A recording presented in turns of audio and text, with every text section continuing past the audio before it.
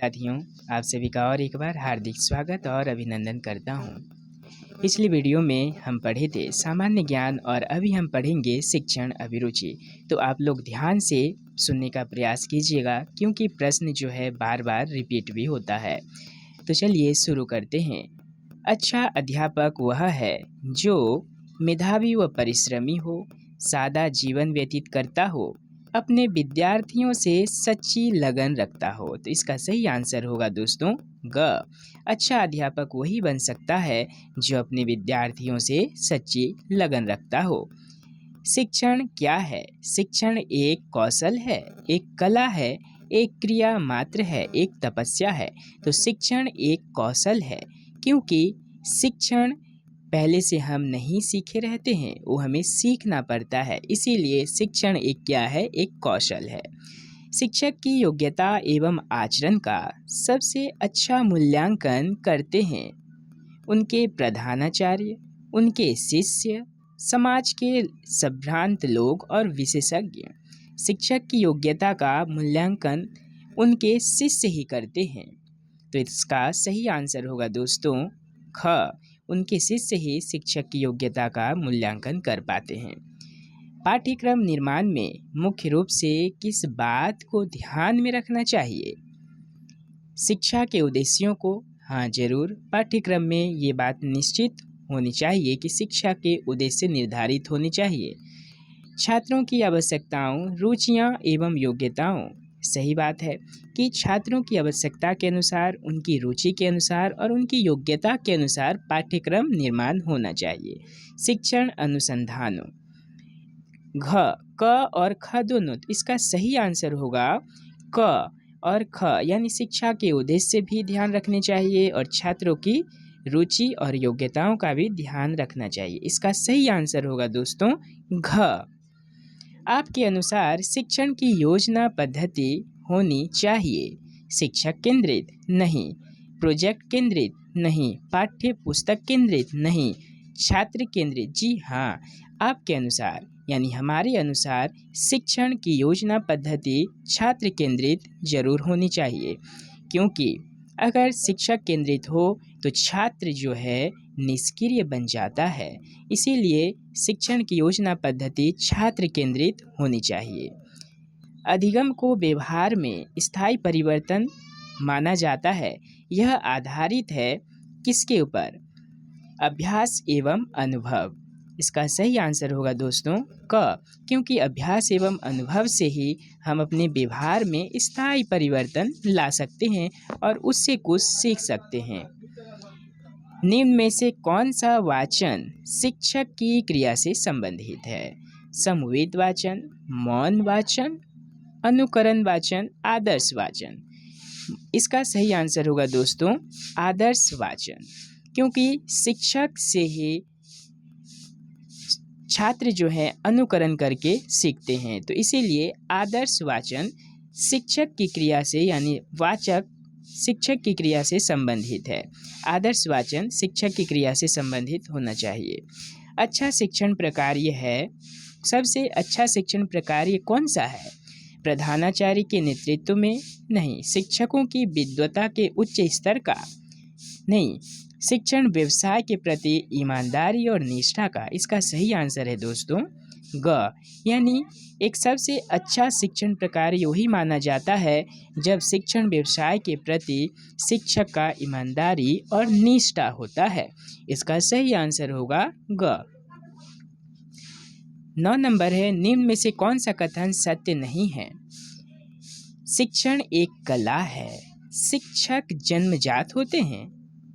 नहीं, शिक्षक जन्मजात नहीं होते हैं। तो इसका सही आंसर होगा दोस्तों ये, शिक्षक जन्मजात नहीं होते हैं। शिक्षक जन्मजात होते हैं। तो यहाँ पे कहा गया है कि जन्मजात होते हैं, तो ये क्या है? गलत है। और शिक्षकों को प्रशिक्षित किया जा सकता है। जी हाँ, शिक्षकों को हम प्रशिक्षित ही करते हैं। प्रशिक्षित शिक्षक ही एक अच्छे शिक्षक के अंतर्गत आते हैं। तो इसका सही आंसर होगा कि शिक्षक जन्मजात होते हैं, अर्थात ये कथन सत्य नहीं है। दोस्तों इसमें हमें थोड़ा सा टाइम लगेगा क्योंकि इसे समझना पड़ता है, तो आप लोग अच्छे से समझ जाइएगा, इसीलिए ध्यानपूर्वक सुनते रहिए और वीडियो को अंत तक देखने का प्रयास कीजिएगा। शैक्षिक प्रक्रिया के 3 प्रमुख अंग क्या क्या हैं? उद्देश्य, शिक्षक व मूल्यांकन, विद्यालय, समुदाय व सरकार। नहीं, शिक्षण प्रक्रिया, मूल्यांकन व पाठ्यक्रम। जी हाँ, इसका सही आंसर होगा ग, शिक्षण प्रक्रिया, मूल्यांकन एवं पाठ्यक्रम।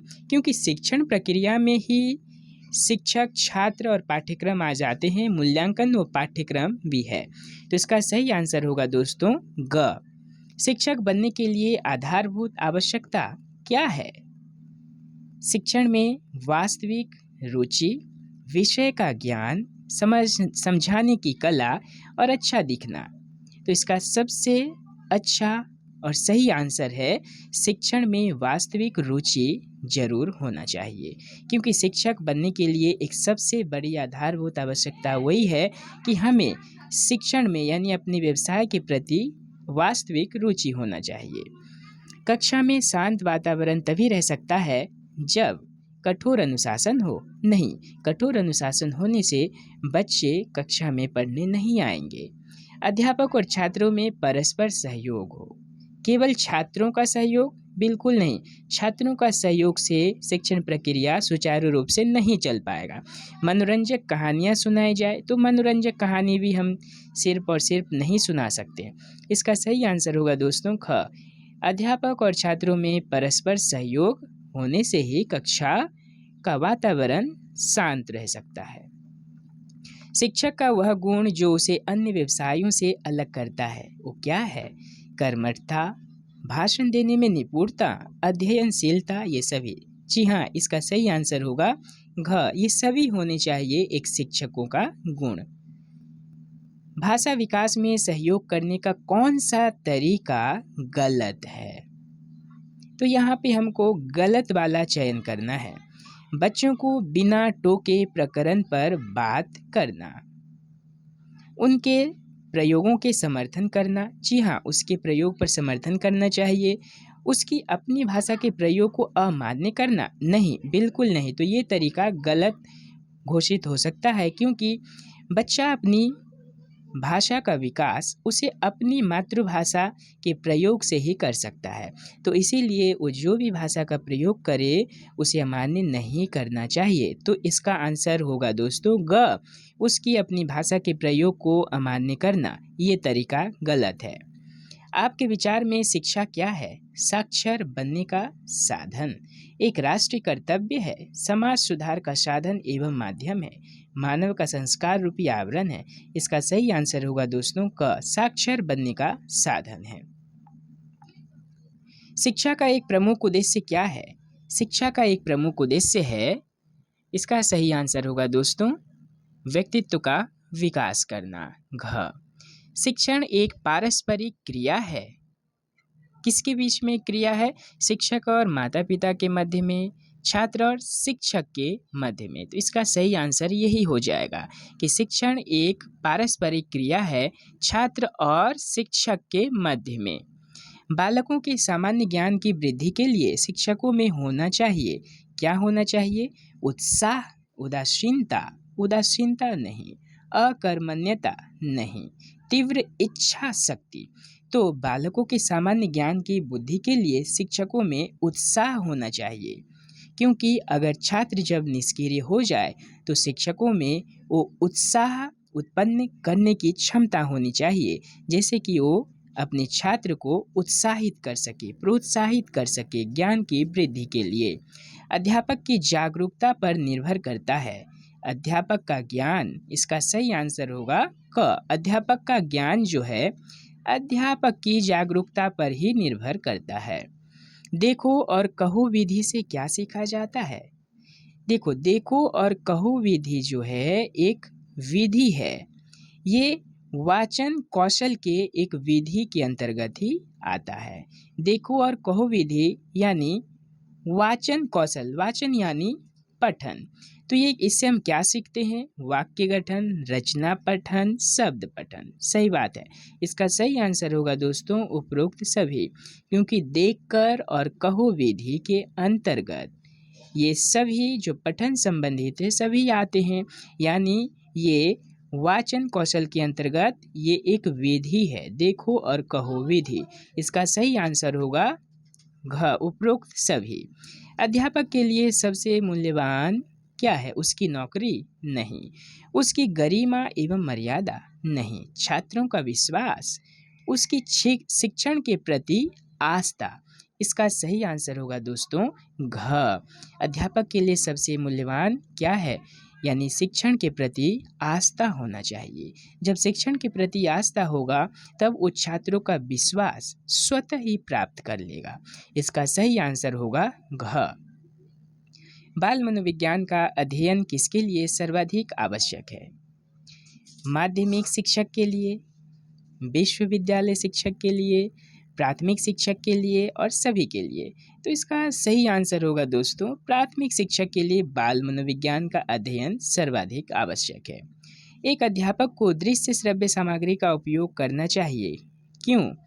क्योंकि छात्रों की पाठ में रुचि रहती है, छात्रों का ध्यान पढ़ाई में केंद्रित रखती है, ज्ञान को वास्तविक रूप प्रदान करती है। उपरोक्त सभी। तो इसका सही आंसर होगा दोस्तों घ, क्योंकि दृश्य श्रव्य सामग्री का उपयोग करने से छात्रों में रुचि उत्पन्न होती है, उनका ध्यान केंद्रित होता है और उन्हें वास्तविक रूप भी प्रदान किया जाता है। इसका सही आंसर होगा घ।